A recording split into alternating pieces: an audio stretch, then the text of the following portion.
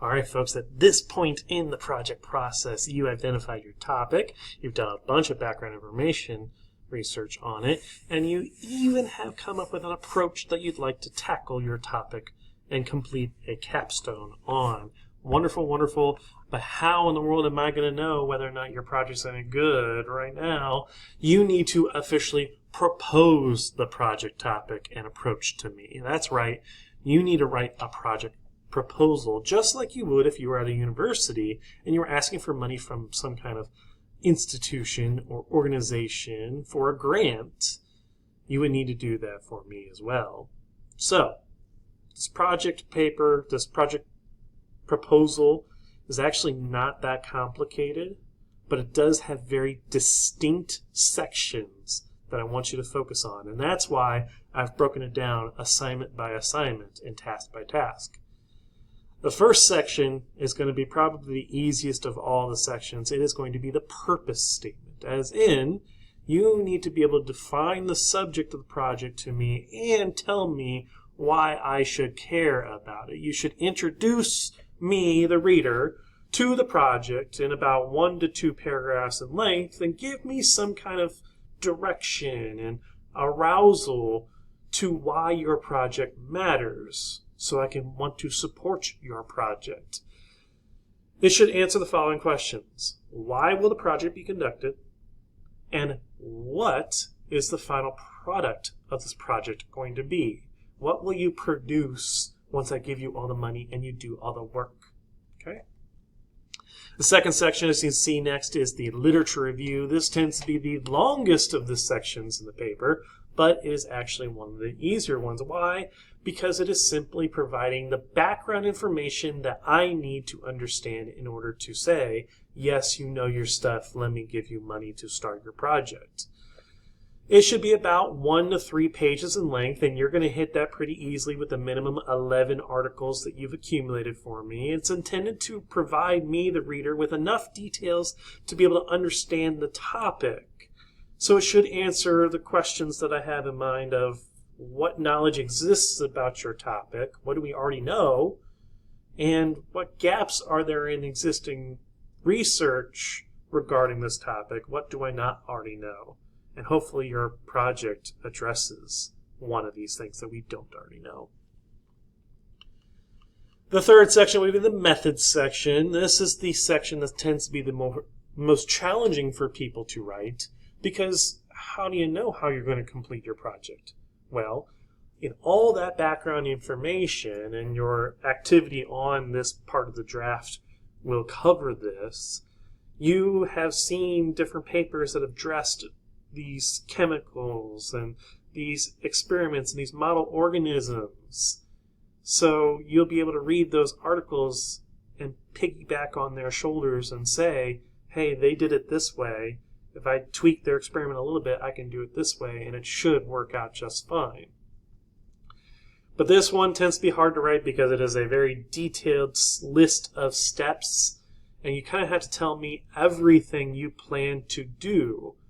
It should answer the questions, what are you going to do to complete the project, and what steps or actions will you take for your project to reach your goals? And you should have in mind that your project will not just be hit it and go. Instead, it'll kind of be coming up in parts. Say, for example, that you intend to do an experiment using yeast as a model organism and treat those yeast with something to see how well they replicate after. You should be able to tell me how you're going to culture your yeast, how you're going to make the chemicals that you're going to add to the yeast, how you're going to treat the yeast, and how you're going to measure the yeast afterwards to see how much they grew and died. So there's lots of different parts to this methods section. That's why it tends to be the hardest part, and sometimes it can be the longest part of your paper. It just depends on your project. Now, if you're doing a literature review, yeah, your methods section is, I'm going to use PubMed and Google Scholar to find case studies of this rare disease and accumulate as much information as possible. I'm going to keep it in my journal so that I can organize my information, stuff like that. But you gotta be directly detailed so you can tell me all that's going to happen. The next section is the materials section, and this can be seen just as a shopping list because it's going to outline everything that you need to carry out your project. This is super important because I got like one shot to buy you everything you need. I can't really just keep spending and spending and spending and spending. I am not a piggy bank. So you have to be able to write me a detailed list of all the materials that you need, being specific on quantity and dimensions and material, especially if you're making some kind of prototype of something. You want me to get the right stuff for you to build with, right? And if we can't get the thing that you need, let's say you want to use a UV spectrophotometer. I can't afford that. Those are like $3,000. How can we find a UV spectrophotometer? There are community colleges that can help us with that. Talk to me about this section as you write it so we can make sure we give you all the materials that you want.